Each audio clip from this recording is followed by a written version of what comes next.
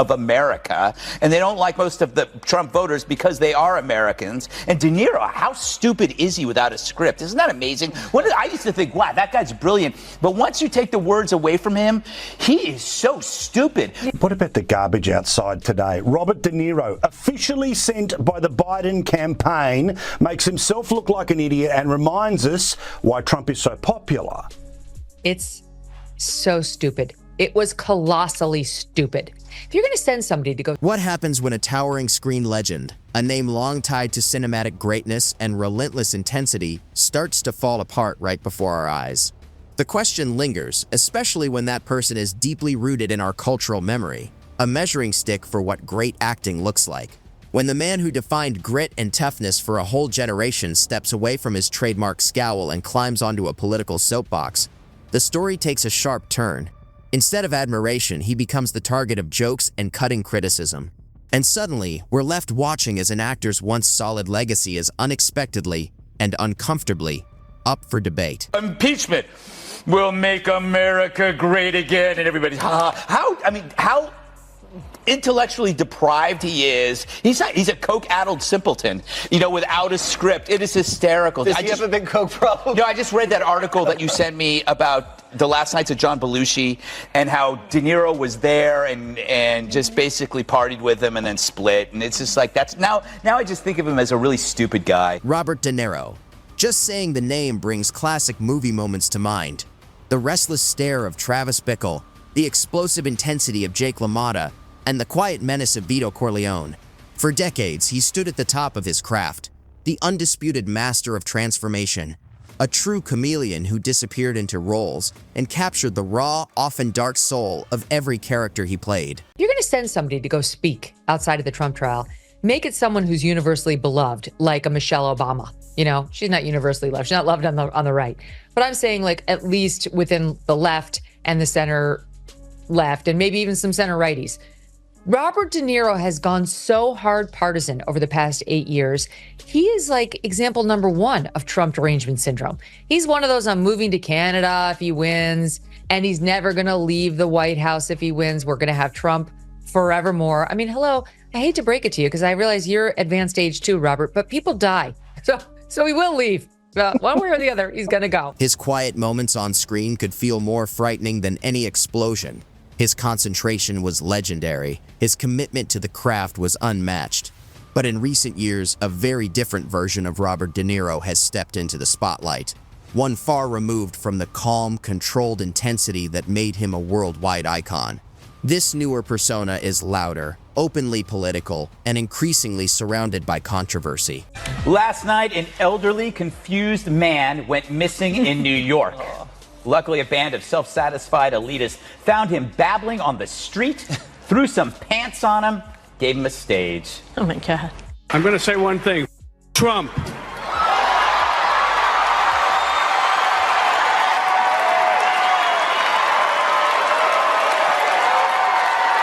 The problem isn't that his acting ability has faded. By most measures, it's still impressive. The real issue is the style and tone of his public statements, which have sparked growing backlash. What were once rare appearances have turned into frequent, heated political outbursts, largely aimed at a single figure. The cheers have slowly shifted into confusion, and for some, open disdain. Lately, his most talked about performances haven't been on the big screen at all. They've been unscripted, emotional moments shared with a global audience left increasingly unsure of who he was becoming, fueling a controversy that may never fully die down. Winner number 2, Robert De Niro. Congratulations, sir. Another Oscar for the iconic actor who, now 80, appeared on Bill Maher over the weekend and had some choice words about Donald Trump. The guy is a total monster. And anybody, I don't understand it. I guess they get behind that kind of logic. That could be tough for an actor to play such a hateful man. Someone like, I don't know, like Bernie Madoff, say, a guy who stole $65 billion from nuns and Holocaust survivors like Elie Wiesel and was sentenced to 150 years in prison. For many people, the turning point came with a badly misjudged publicity moment, one that locked in the changing public mood. Sent, reportedly, by the Biden campaign to appear outside Donald Trump's trial, Robert De Niro delivered a long, angry speech that seemed to hurt his cause more than help it. Instead of a sharp, powerful message, many viewers saw a frustrated, agitated man yelling into the void, his words missing the force of his famous movie roles. The optics were rough. One commentator flatly said he made himself look foolish, accidentally reminding people why Trump connects with so many supporters. The moment was quickly labeled a spectacular misfire. It kills me. Talk about persuasive. Really, I was on the fence about Trump, but then I decided to really listen to one of the great generational leaders of American pop culture. And the clenched fists at the end, that really drove it home. It looked like he was pressing a 2-pound weight in a Jenny Craig commercial. Oh, my God. Look at it again. It's so cute. It's like he found out the restaurant serves Jell-O, or that he won a $10 scratch-off, or he scored a cameo in Jersey Shore, or he had his first #2 in a week. Thank you, Fibercon. What a sad for a great actor. He went from Raging Bull, to this. That one moment quickly turned into a powerful symbol of what critics labeled his so-called Trump derangement syndrome, something they argue had taken over his public image. In their eyes, he shifted from a respected artist into a partisan attack figure, the living stereotype of celebrities who promised to flee the country if Donald Trump ever won. To them, he became the face of an elite class seen as disconnected from everyday reality. His dramatic claims about Trump never leaving the White House, even in death, only reinforced the sense that outrage had begun to outweigh reason. And this wasn't a mistake that quietly disappeared. It became ready-made fuel for critics already circling. One late-night satirist in particular was more than prepared, sharpening his jokes and diving into the moment with ruthless comedic precision. So Robert De Niro, who's got a severe case of the TDS, is in conference right now, as all of the muckety mucks are. And he's very unhappy about what Trump is doing to try to keep filmmaking, American filmmaking, in America by slapping tariffs on foreign-made films so that he can basically try to force people to make them domestically again for the American audience that they're meant to serve. And here's what De Niro said on Tuesday. America's Philistine president has had himself appointed head of one of our premier cultural institutions. Enter Greg Gutfeld, the late-night host famous for swinging a sharp, no-apologies comedic blade. Always eager to cut through what he sees as Hollywood hypocrisy and fading star power, Gutfeld jumped on Robert De Niro's public appearances with obvious delight. He framed De Niro not as a serious political force, but as a confused older man ranting aimlessly on a street corner. Nothing was off limits. Gutfeld relentlessly mocked De Niro's angry hand gestures, joking they looked like someone squeezing a tiny dumbbell in a Jenny Craig commercial. The takedown was harsh. De Niro, the legendary Raging Bull, was recast as a sad final chapter to a once great career. His political outbursts sounding less like conviction and more like the desperate flailing of a star, whose peak ended sometime around the age of floppy disks. Yeah, poor Bob. You know, he's like a star whose girlfriend dumps him for a bigger star who's in the White House while you're in Dirty Grandpa. Oh, man. So now the resistance is reduced to applauding tantrums. Who knew De Niro's lasting role would be irrelevant gas bag pleasing irrelevant peers? And he's doing this as Trump organizes a summit, not a war, a summit. And you got to wonder, if it were President Hillary, Bob's choice, would you actually have a summit or would you have a war? But forget deeds. What matters is adulation received from an emotional display before a packed sea of millionaire lemmings. So who cares that Trump meets with North Korea? It's no meet the parents. Right, Travis? Greg Gutfeld's takedown wasn't really about Robert De Niro's age or even his politics. It was about what he saw as a loss of dignity. He pointed to the shift from a symbol of raw, no-nonsense toughness into something that felt more like a caricature. In Gutfeld's telling, the once intimidating screen presence now came off as about as threatening as a teddy bear with a bad haircut. The message was simple. De Niro's efforts to stay relevant through loud, uncomfortable political commentary were having the opposite effect, turning him into a punchline instead of a force. And while Gutfeld used sharp humor to tear down De Niro's public image, another major media voice was lining up a very different kind of critique, one far more analytical and potentially more damaging, peeling back the jokes to reveal something unsettling about the state of modern celebrity activism. Yes, hypocrisy is alive and well amongst these sanctimonious leftists. From Kimmel to De Niro to Stephanopoulos, They want you to believe they're better than you, more virtuous, more decent. But we all know the truth. They lie. They sin. They do the very things they accuse you of and the things they say they would never do. Evil things. Like try to destroy people based on feigned outrage from which they spare their own side. Or playing politics with a woman's rape. If Gutfeld swung a sledgehammer, Megyn Kelly reached for a scalpel. The veteran news figure approached Robert De Niro's public unraveling without jokes or theatrics, choosing instead a careful, methodical breakdown of his celebrity activism. Kelly focused on the substance, or what she argued was the clear lack of it behind his political remarks. She portrayed De Niro's appearances as empty performances, built around photo ops and heated social media rants, but offering little real policy knowledge or thoughtful analysis. In her view, his activism came off as purely performative, driven by the belief that louder anger equals deeper insight, a flawed and risky assumption she was quick to call out. Robert De Niro's 29-year-old child, Aaron, has come out as transgender. When the press asked her for comment, she said, "You talking to they, them?" Thank you. Megyn Kelly emphasized the wide gap between the entertainment world and the political arena, showing how Robert De Niro's attempts to dominate the latter often stumbled over their own dramatic flair.